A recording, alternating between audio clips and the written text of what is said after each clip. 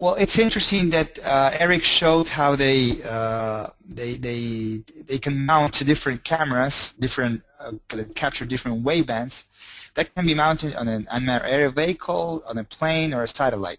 The advantage of a UAV is that you can mount any camera, and of course the advantage of satellite is scale. So I think there will be room for all of these tools. But basically, what they capture is ranges of wavelength in different bands. This is one example that we have used a lot in the past, the Landsat TM.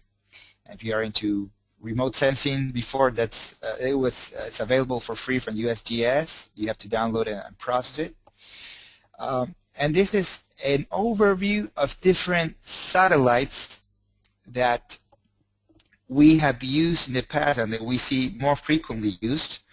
But there are many others, but this gives you a good overview of different types of satellites. And we'll complement this with some links, so if you want to do some research from your side, you can continue with those links.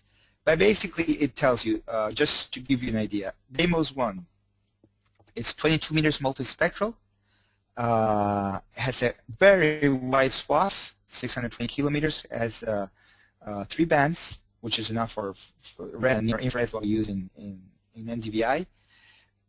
It can be tasked daily. This is used for doing the crop inventory in the US, and we are currently using it for a crop inventory in a region in Venezuela, just for information. So it's good for those regional studies, and we'll send you links about Deimos and how it's being used. Spot 4 and Spot 5 have been up there for a long time.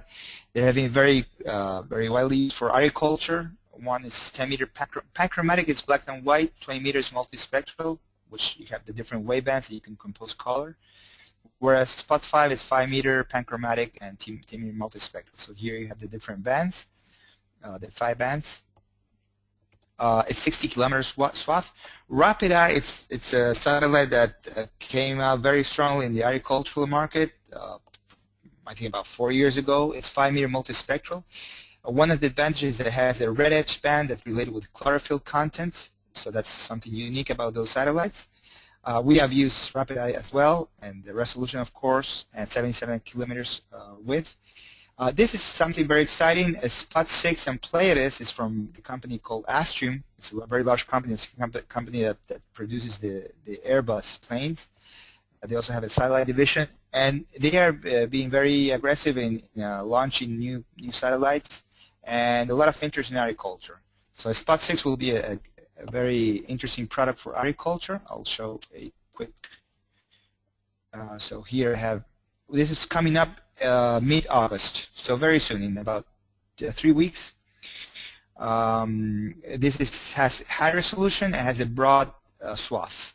So here are some images that you can capture, and it will have 1.5 meter resolution, which is very good resolution, with a 6 meter multispectral.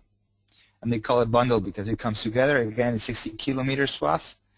Landsat, which is what we have been using mostly, what you will get, because that's a very valuable bank from courtesy of this government. It has been a great job in mapping the world. Actually, we can find images from everywhere. It has 40 years history. Landsat 5 is one of the satellites, but there's Landsat 1, 3, and Landsat 7. You have different satellites there. It has had issues last year because it was well over the expected life, and they are preparing the launch of a new Landsat satellite. So that's an excellent source for medium resolution. It's 30 meters, so for many uses, it's very applicable. And finally, Pleiades, which is we're very excited about that. It gives us worldwide reach at very high resolution. It's 20 kilometers swath and 0.5 meters in panchromatic and 2 meters multispectral. So this is what we're going to do, the palm tree inventory, and we're excited about using that, and we'll see a lot of applications. So we'll let you know. This is everything is evolving very fast.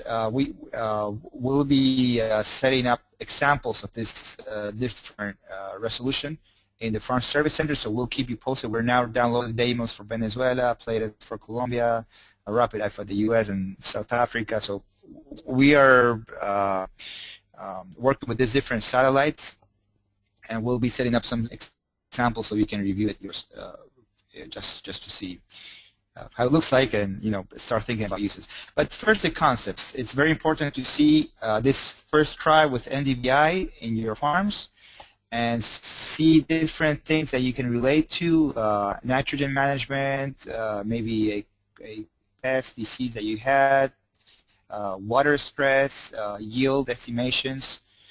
We'll have a presentation, I think, next week. We have to confirm if it's going to be next week or the 4th week with Dr. Jim Shepherd. He'll talk about a proxy yield map method that he has developed, and that relates NDVI with yield mapping.